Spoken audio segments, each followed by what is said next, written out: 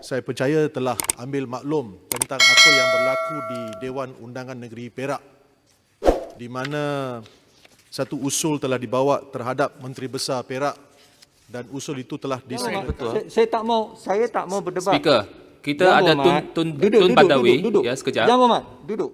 Bahawa kerajaan mau menaikkan usul itu ke nombor 1. Itu konvensinya.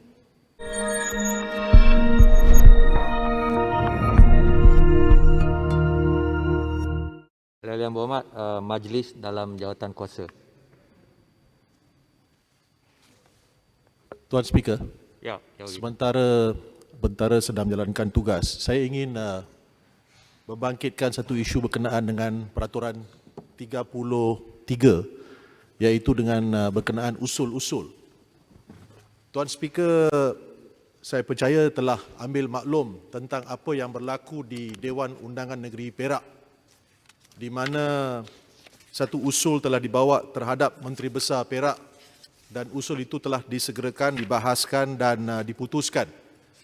Di Dewan Yang Mulia ini saya percaya kita ada lebih kurang 16 usul undi tidak percaya terhadap Yang Berhormat Pagoh. Beberapa daripada Yang Berhormat dari Pejuang, dari Amanah dan juga termasuk seorang ahli parlimen daripada kerajaan sendiri, Gua Musang, tak ada. yang telah memfailkan usul undi tidak percaya terhadap Yang Berhormat Pagoh. Gua Musang tak file usul. Tetapi terdapat beberapa usul yang saya ingin tanya. Persoalan yang bermain di minda saya dan di minda rakyat adalah, kalau Dewan Undangan Negeri Perak boleh membahaskan sesuatu usul dengan memberi keutamaan, bolehkah kita mengambil iktibar perkara yang sama, dan bukankah tidak Dewan Rakyat Yang Mulia ini dan Speaker sendiri membawa usul itu kepada memberi keutamaan untuk dibahaskan dan juga diundi dalam Dewan Rakyat Mulia ini? Pohon petua Tuan Speaker tentang perkara ini. Terima kasih. Speaker, Terima kasih. saya nak tambah sedikit. Benda ni adalah legitimasi kerajaan, ya. Kerajaan itu dia mewakili suara daripada Perdana Menteri itu kena mewakili majority of the voice in the house, ya. Dia kena mendapat keyakinan itu dalam perlembagaan. Jadi kita harap bahawa perkara ini diputuskan supaya ada kestabilan politik negara kita, ya. Saya mohon supaya dipercepatkan. Boleh Speaker, dijawab? terima kasih. Okey. Pertama sekali saya tak Tuan tahu. Speaker, kalau tak silap saya percaya Yang Berhormat Gua Musang ada memasukkan satu usul untuk undi tidak percaya terhadap Yang Berhormat Pagoh. Yang Berhormat Langkawi pun ada memasukkan satu usul. So ini adalah perkara penting. Saya berulang kali menyatakan, Tuan Speaker. Alright. Saya take note. Pertamanya, saya tidak tahu bagaimana usul percaya di Dewan Undangan Negeri Perak ditangani oleh Speaker. Saya tak tahu peraturan mesyuarat mana dan di bawah kuasa apa ianya dinaikkan ke nombor 1. Saya tak tahu. Kedua, saya nak kata saya tidak terikat dengan apa-apa tindakan speaker-speaker lain.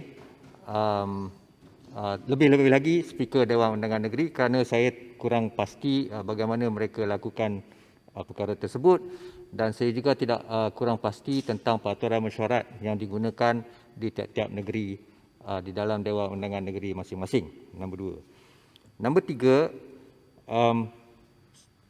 keputusan saya selama ini yang tidak menaikkan notis-notis usul yang telah dicadangkan itu di Dewan Rakyat ini, saya bukan membuat sesuka hati. Saya telah membuat research yang amat mendalam. Dan kalau kita lihat amalan dan convention Westminster Democracy, Speaker memang tidak ada kuasa untuk menaikkan usul confident itu ataupun usul no confident itu ke nombor 1. Tak ada. Sekejap. Ya. Saya tak nak pergi panjang lebar kerana saya pun dah tulis, benda ni dah jadi polemik Saya cuma nak beri satu example lah, satu contoh. Pada 2018, Jeremy Corbyn telah memfailkan usul tidak percaya terhadap Perdana Menteri di House of Commons UK, ya, 2018. Apabila usul itu tidak dinaikkan ke nombor 1, maka pada satu hari ahli parlimen Cik Valerie Vaz bangun dan menanyakan kepada speaker, kenapa usul tersebut tidak dinaikkan kepada nombor 1? Ini jawapan speaker, ya. Speaker mengatakan bahawa dia belum mendapat apa-apa indication bahawa kerajaan mahu menaikkan usul itu ke nombor 1. Itu konvensyennya. Kuasa bukan di bawah tangan speaker. That is the convention. And that is the convention in UK dengan izin yang kita turut ni. So saya tak faham kenapa ramai di antara ahli-ahli parlimen kita, ramai daripada cendekiawan-cendekiawan kita, ramai daripada peguam-peguam kita, malah bekas peguam negara pun mengatakan saya mempunyai kuasa sebegitu rupa. Saya tak ada kuasa. Kalau yang berhormat, mana-mana yang berhormat, berminat untuk mengetahui secara panjang lebar, saya bersedia untuk menunjukkan research saya kepada semua. I did not do this willy-nilly. I did not.